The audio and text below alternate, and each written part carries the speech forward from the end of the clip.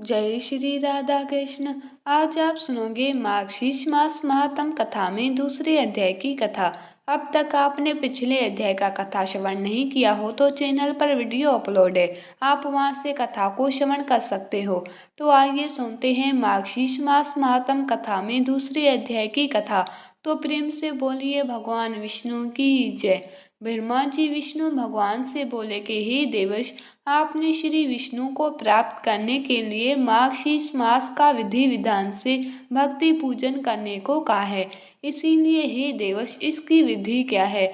विष्णु भगवान ब्रह्मा जी से बोले कि आलस्य को छोड़कर सूर्य उदय से पहले उठकर विधि पूर्वक नित्य कर्म व आचमन आदि कर और अपने गुरु को नमस्कार करके मेरा स्मरण करे।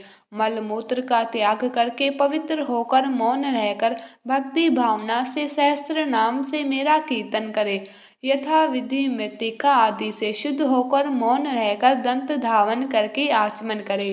विधि अनुसार स्नान करें। हे महामते, तुलसी के जड़ की मिट्टी को तुलसी पत्र सहित लेकर मूल मंत्र या गायत्री मंत्र से अभिमंत्रित करें। मूल मंत्र से उस मृतिका को शरीर में लगाकर तालाब या कुएं के जल से स्नान करें और जल के अंदर नाक डुबोकर मंत्र का जप करें। उस जल में स्नान करते समय तीर्थ स्थल की कल्पना करते हुए विद्वान मंत्र जप करें। मूल मंत्र ओम नमो नारायण, ये अष्टाक्षर मंत्र विष्णु भगवान का है। पवित्र होकर अपने सामने चारों ओर हाथ में कुशा को लेकर आचमन करें। शुद्ध जल से स्नान करते विद्वान कल्पना करते हुए इस मंत्र से जप करें। तुम विष्णु पाद से प्रकट हुई हो, अतः तुम वैष्णवी हो। तुम विष्णु देवता हो, तुम मेरी रक्षा करो। जन्म से मरण पर्यंत तुमको नमस्कार है। वायु देवता को 3.5 कोटि तीर्थ कहा गया है। हे जानवे, जो स्वर्ग और अंतरिक्ष में है वो सब तुम्हारे जल में वास करते हैं। तुम्हारा नाम नंदिनी है और देवताओं के यह नलिनी नाम है। दक्ष पुत्री वहगा, आकाश गंगा, संसार गामिनी, ये नाम योगी लोग कहा करते हैं।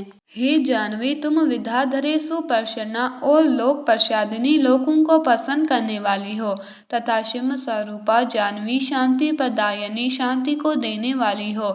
इन पवित्र नामों को स्नान करते समय नित्य स्मरण करें। वो तीनों लोकों में गमन करने वाली गंगा सदा उन स्थान में वास करती है। हाथ जोड़कर ऊपर कहे हुए मंत्र का 7 बार जप करें। जल में अंजलि लगाकर पुण्य 3, 4, 5, 7 बार स्नान करें। उसी प्रकार मिट्टी को भी अभिमंत्रित करके शरीर में लगावे। मृतिका का मंत्र है, हे अशिव कांति, अर्थात हे मृतिके, तुम घोड़ों से क्रांत हो, अर्थात तुम्हारे ऊपर घोड़ा चला करते हैं। हे रथ क्रांति, अर्थात तुम्हारे ऊपर रथ चला करते हैं। हे विष्णु क्रांति, अर्थात श्री विष्णु भगवान के चरण कमलों से तीनों लोकों को नापने वाली। हे वसुंधरे, अर्थात रत्नों को धारण करने वाली।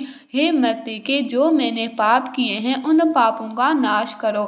हे मृतिके, सैकड़ों बाहों वाले श्री कृष्ण ने वारा रूप से तुमको ऊपर उठाया है।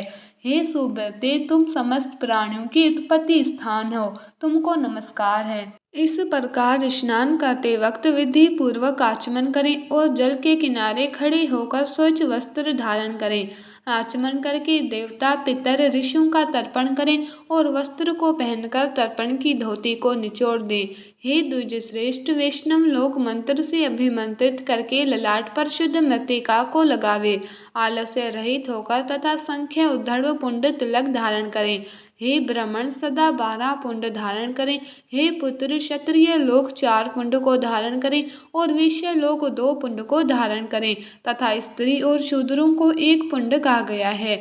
मस्तक, उदर, वक्ष स्थल, कंठे, दोनों कोख, दोनों कान, पीठ, त्रिक अर्थात रीढ़ में, पीठ के नीचे भाग में और सर पर धारण करें। हे अनग, ब्राह्मण को सदा 12 तिलक धारण करने को कहा है और क्षत्रिय ललाट यानी कि मस्तक में, हृदय में और दोनों भुजाओं में धारण करें।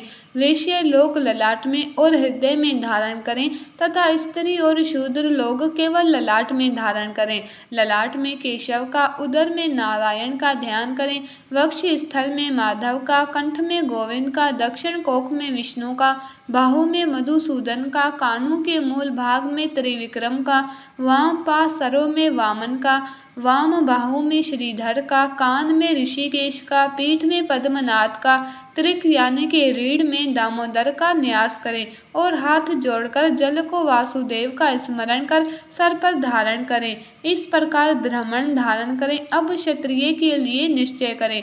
प्रथम ललाट में केशव का, हृदय में माधव का, हे वत्स दोनों भावों में मधुसूदन का स्मरण करें। ये विधि क्षत्रिय के लिए है। अब वैश्य का करते सुनिए। ललाट में केशव का, हृदय में माधव का ध्यान करें। स्त्री और शूद्र ललाट में केशव का ध्यान करें। इस विधि से हमारी प्रसन्नता के लिए पुण्य को धारण करें। श्याम वर्ण का तिलक शांति को देने वाला है और वश में करने के लिए रक्त वर्ण का तिलक करें।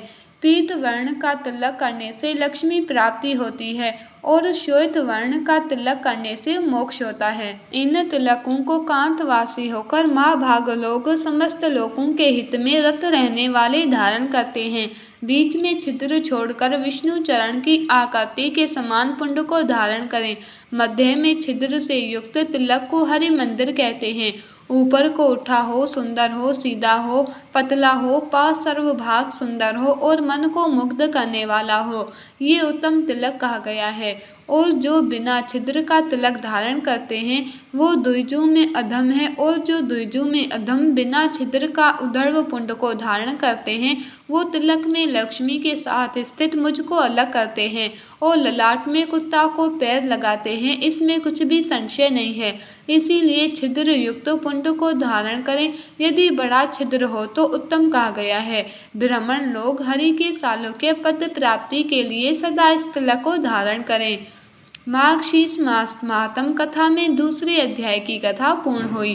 तो बोलिए प्रेम से भगवान विष्णु की जय। अगर आपको ये वीडियो पसंद आया है तो प्लीज़ इसे लाइक करें, शेयर करें और चैनल को सब्सक्राइब करें।